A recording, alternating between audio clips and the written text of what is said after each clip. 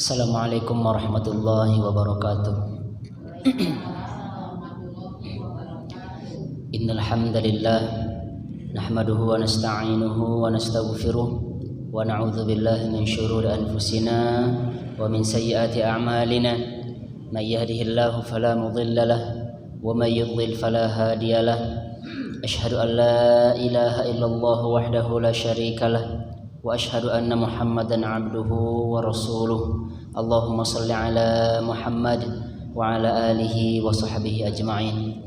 Alhamdulillah, puji syukur kita haturkan kehadirat Allah Subhanahu wa taala yang sampai saat ini, sampai detik ini masih memberikan kita begitu banyak kenikmatan, sehingga dengan beberapa nikmat tersebut kita dapat berkumpul di majelis ilmu, yaitu rutinitas kita, kajian kita setiap pekan, yaitu kajian tafsir hadis.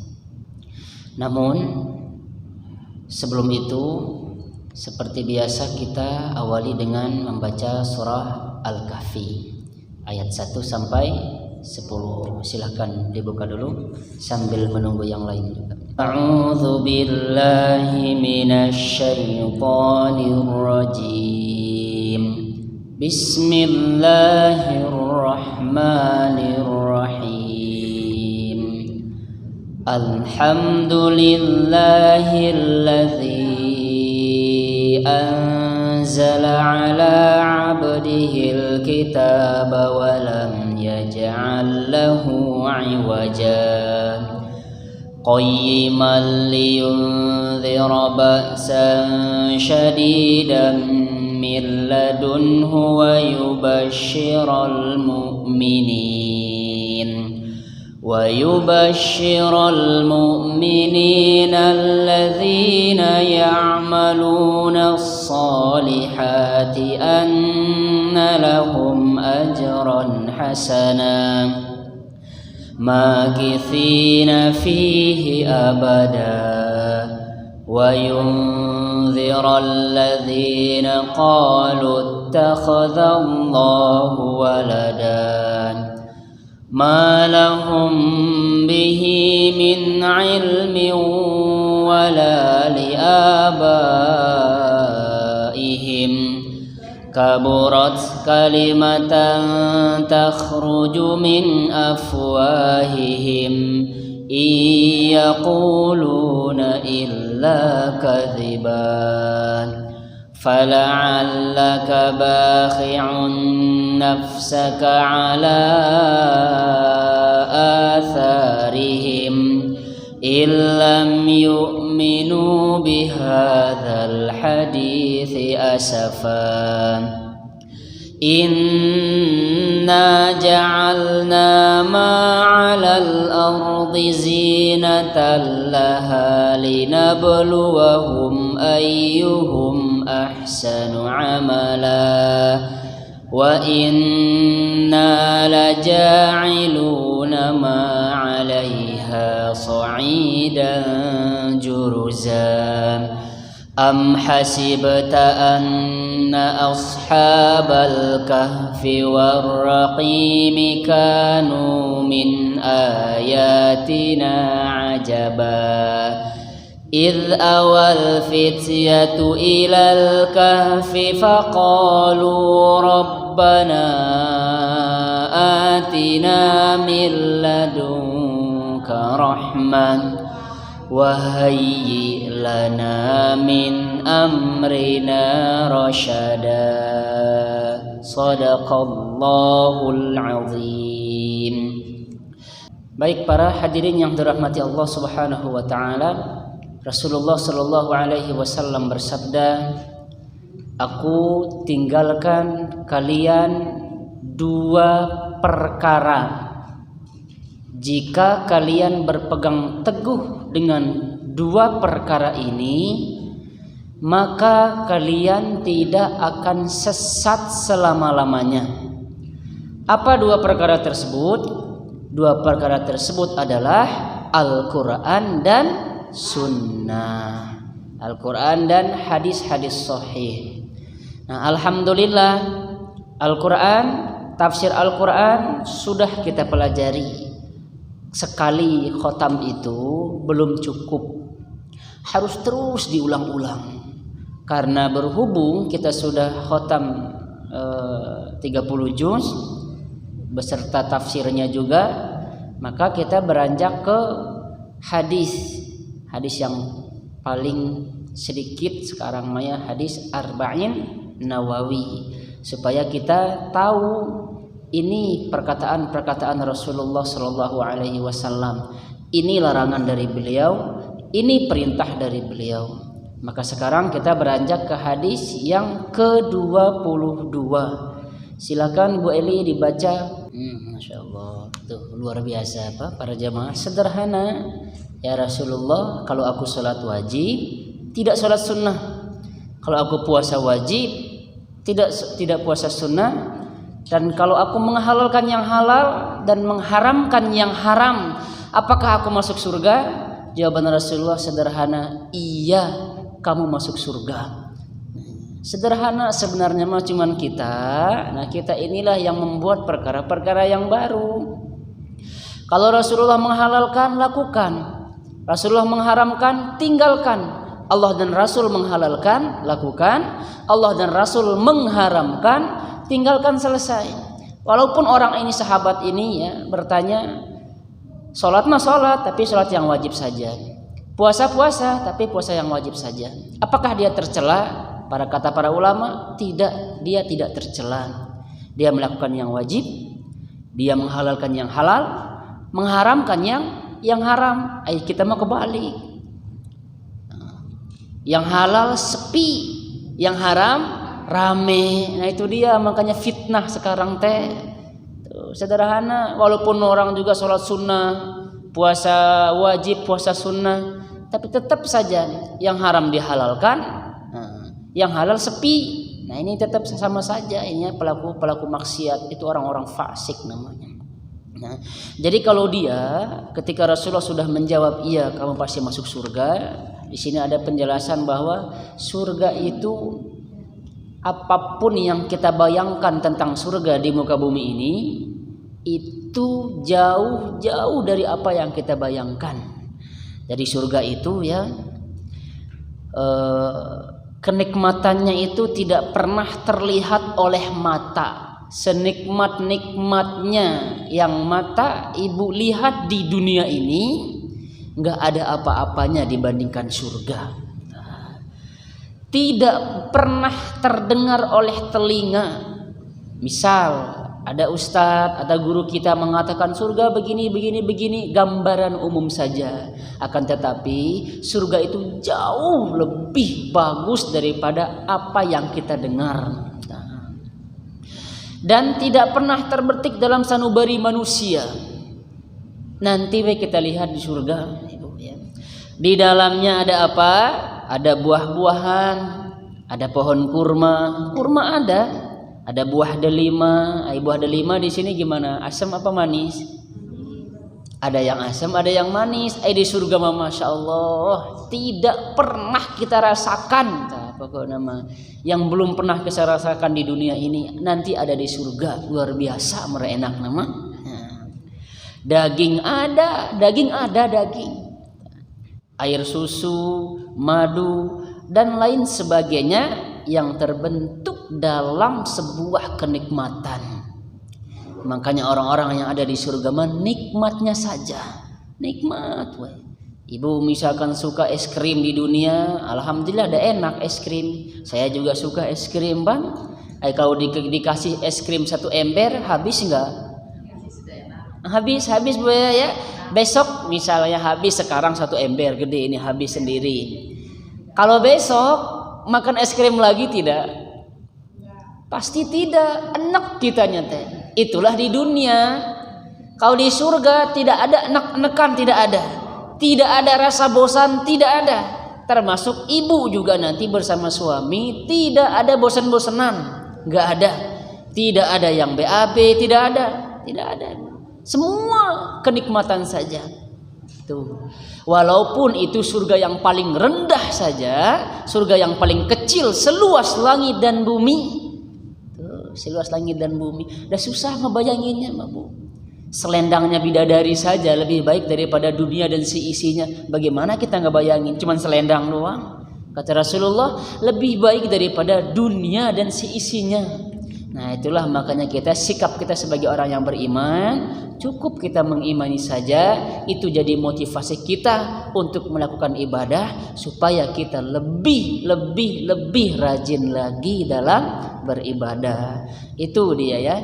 Adapun faedah hadis tersebut, yang pertama, memang semangat para sahabat untuk bertanya tentang agama itu luar biasa. Ketika mereka mendapatkan jawaban, tidak ada para sahabat yang mengatakan, tapi enggak enak ini mah ya Rasul, yang ini aja tuh, yang gini mah enggak enak. Tidak ada para sahabat yang mengatakan demikian. Pasti sahabat itu ketika mendapatkan jawaban dari Rasulullah, mereka mengatakan sami'na wa ata'na. Kami mendengar, kami dengar dan taat. Selesai. Nah, tidak ditambah. Rasulullah bilang ini, lakukan. Rasulullah larang ini, tinggalkan. Selesai. Dia pasti masuk surga. Begitu ya. Maka kita lanjut ke hadis yang ke-23. Ibu Neni silakan dibaca. Rasulullah Shallallahu Alaihi Wasallam bersabda, bersuci sebagian dari iman. Ucapan alhamdulillah dapat memenuhi timbangan. Pendek Ibu, alhamdulillah doang. Alhamdulillah, kemudian kita resapi, nah, kita bersyukur atas nikmat yang Allah berikan kepada kita, apapun bentuknya itu, berapapun jumlahnya, baik yang sedikit ataupun yang banyak. Ketika suami misalkan, alhamdulillah ini ada rezeki sekarang, tapi banyak juga ini manusia ini, loh, kok sekarang masih gini? Tuh coba. Kok sekarang masih gini?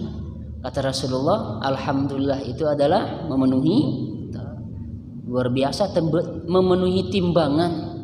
Jadi rezeki walaupun sedikit, walaupun banyak, udah ucapin dulu alhamdulillah.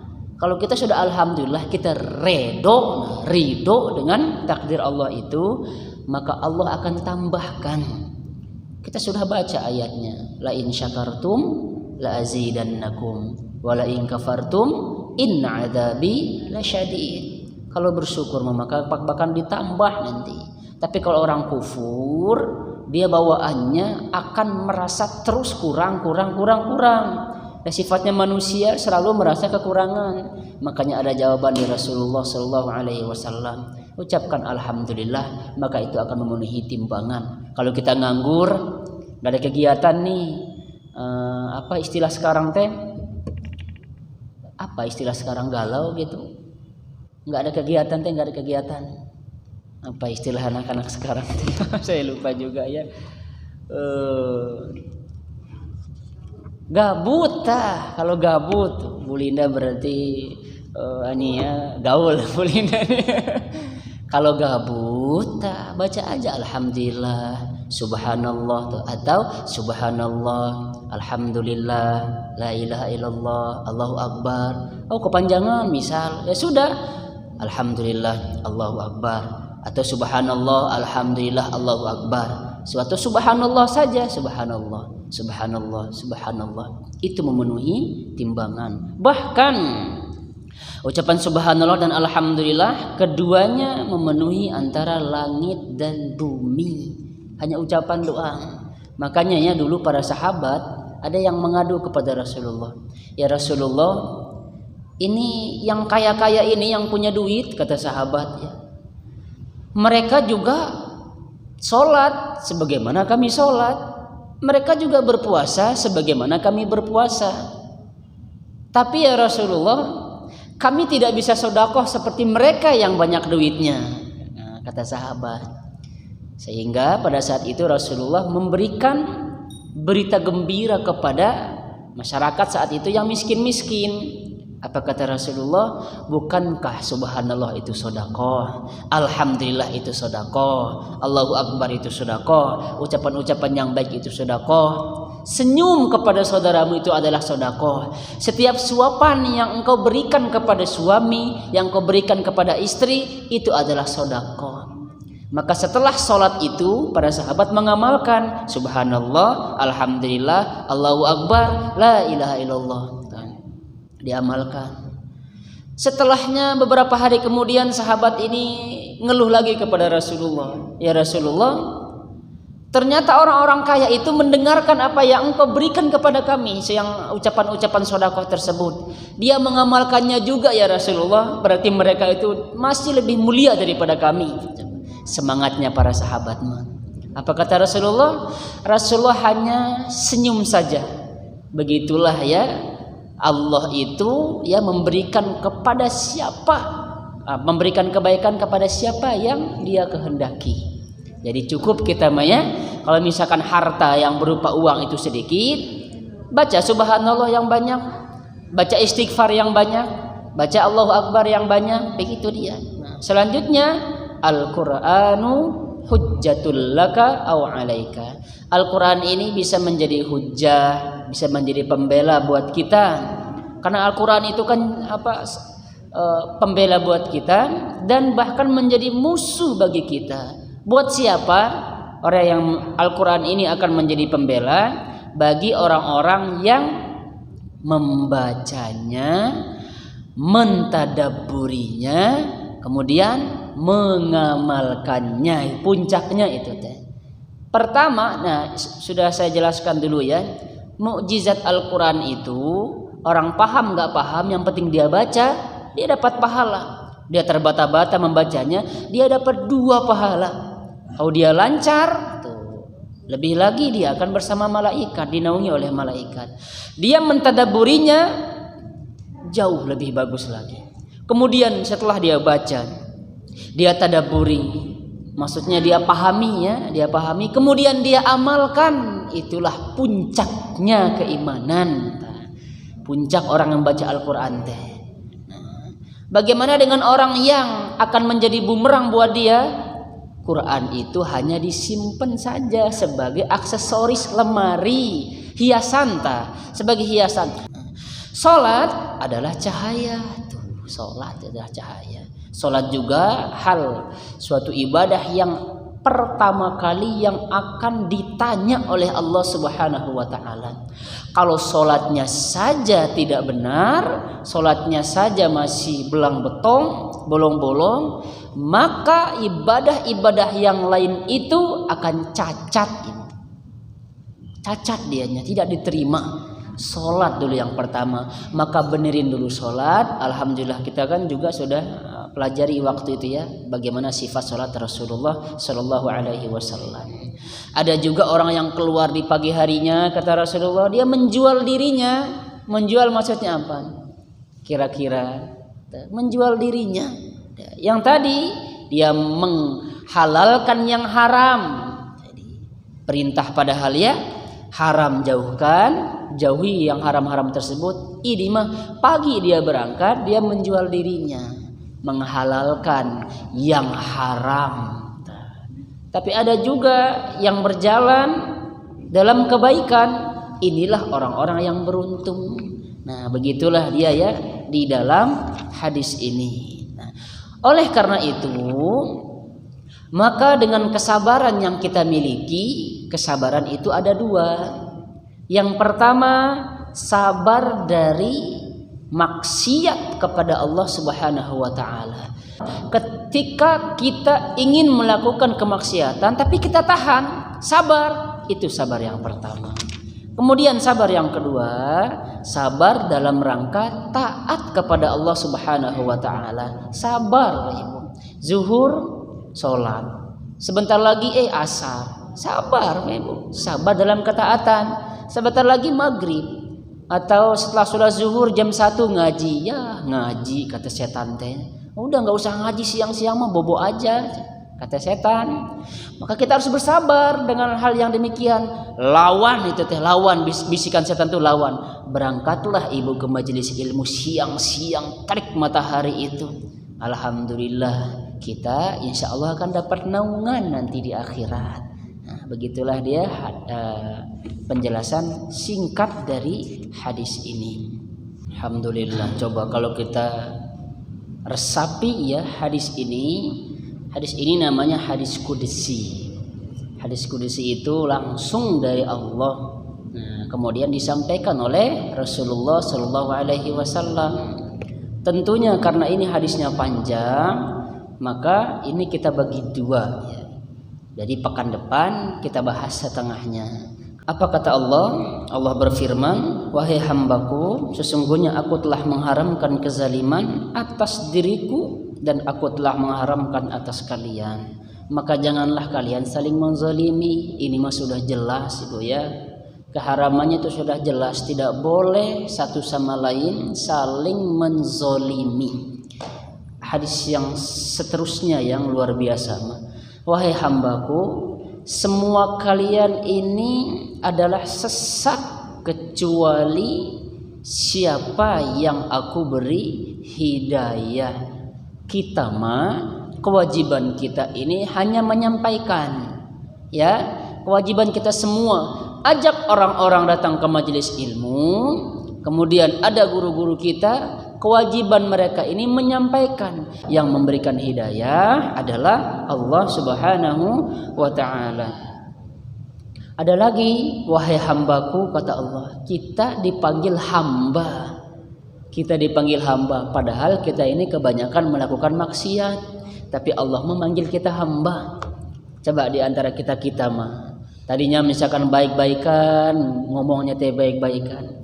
Kemudian kita dapati saudara kita berbuat buruk, kata-kata yang baik ini sudah hilang. Tapi sifatnya Allah, coba walaupun hambanya itu selalu berbuat kemaksiatan, tetap dipanggil hamba. Saking sayangnya Allah kepada kita.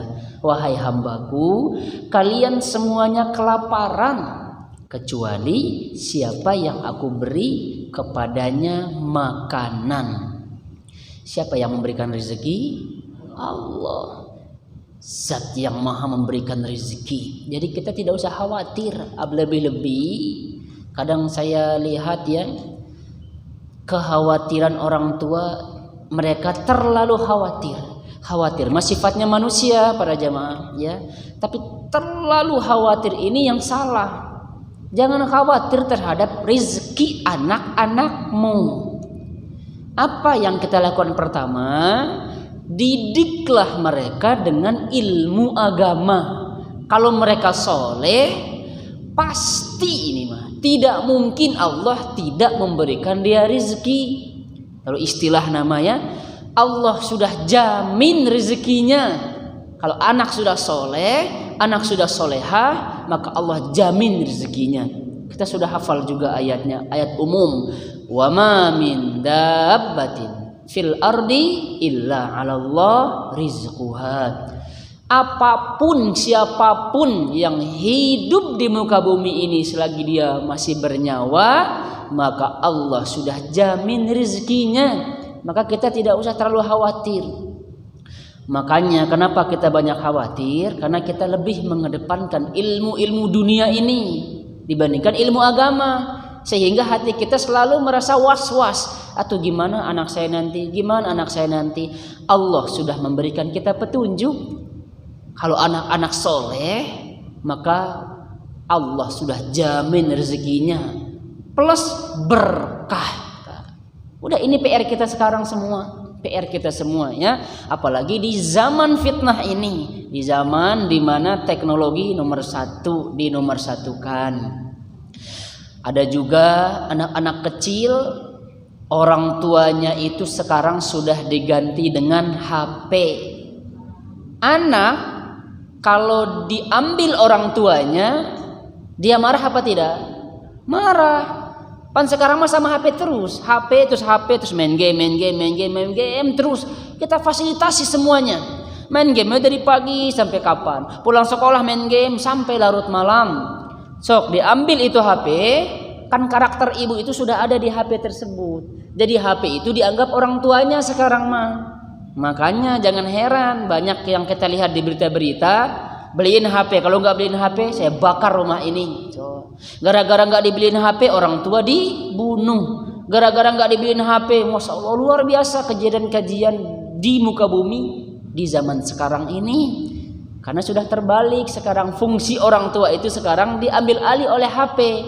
Kita juga kalau misalkan diambil orang tua kita pasti marah. Pun juga anak, karena dia lebih sering bersama HP daripada orang tua, akhirnya ketika HP itu diambil marah. Anak itu marah. Kita marahin anak, padahal kita yang memberikan dia fasilitas. Belum waktunya. Nanti kalau sudah ada waktu baru boleh.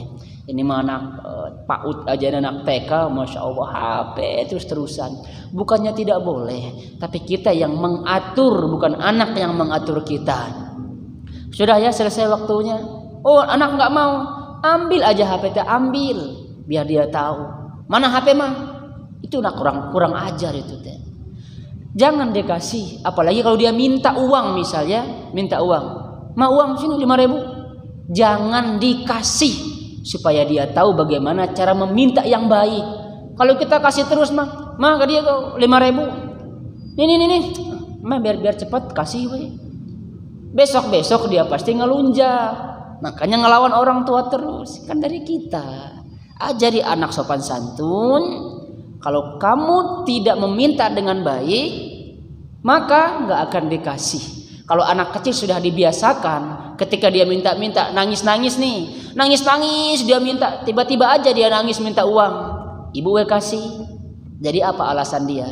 Berarti kalau nangis pasti dikasih uang, kalau nangis pasti dibeliin kuota, kalau nangis pasti dikasih HP.